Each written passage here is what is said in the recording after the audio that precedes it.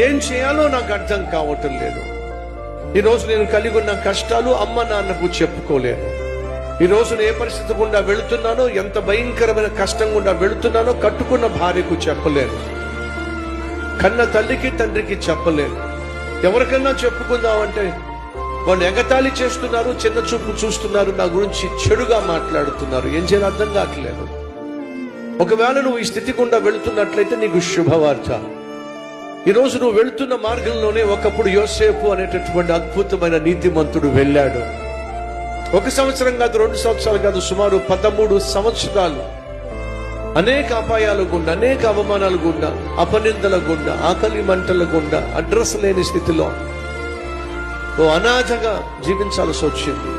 కానీ యోసేపుకు ఉన్నటువంటి గొప్ప ఆశీర్వాదం ఏమిటంటే, యోసేపునకు యెహోవా తోడై ఉండెను.